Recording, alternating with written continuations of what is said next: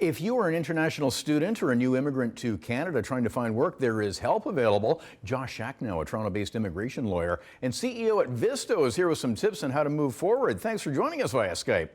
My pleasure. Thanks very much for having me. We just had the issue in the news last week. The federal government has made it a little easier with an extension of work permits. It was just announced 18 months. There's a lot of different permits, though. Let's start there as far as what's the starting steps. Yeah, I mean, it really depends where you are, whether you're inside Canada, whether you're outside of Canada. And the first thing we do is we help people evaluate what the best option might be, right? Especially this past year, given COVID, all these new exceptions, as you mentioned, new types of work permits and extensions and stuff like that. Probably one of the most difficult times to navigate all these different options. What we did is we created a place where people can go and evaluate the options, hopefully relatively simply, for free within a free platform, and pick the right program that's best for them. That's really, from my experience, the hardest part is at the very beginning, figure out which program might be right from you from the 100 plus that exist on Immigration Canada's website right now. Right. What has the response been like for Visto, and what is the marketplace like? I would imagine with all the uncertainty, from Brexit to the instability in the U.S., is there an uptick in Canada being relatively stable? It's a good question. It's kind of gone a little bit up and down in the last year because there has always been huge interest in Canada. Now, what happened for the first few months last March is that there was kind of a downturn because of all the uncertainty, right? People weren't sure, what do I do? Can I even travel? What's the situation like there?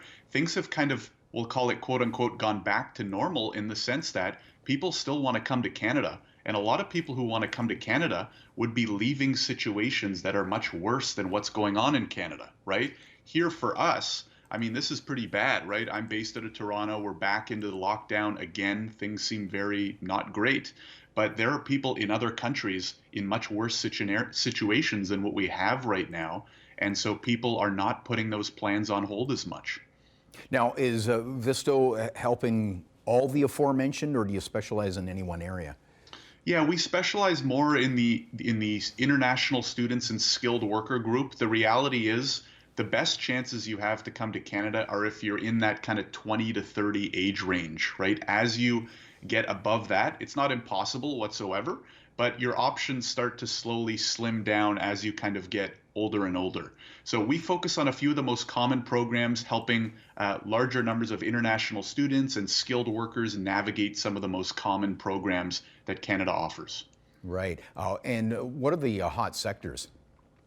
International students is really, really big. One of the reasons being, in October, they actually removed the travel restrictions for international students. So even skilled workers that are looking to come as permanent residents right now, unless you're coming directly from the US, you're actually still on the travel restriction list. So you can't even come to Canada right now. International students, as of October 20th, the travel restrictions have been lifted. Colleges and universities are obviously in dire need to fill their seats, especially with international students. So if you're in your 20s, even late 20s, and you or a spouse might be interested in studying in Canada, I personally think, obviously this is a little bit situational from person to person, but I think the study permit is probably the best opportunity right now. Okay, lots more information at Visto. We will link that at chch.com. Josh, thanks so much for joining us this morning. Thanks for having me on. I really appreciate it.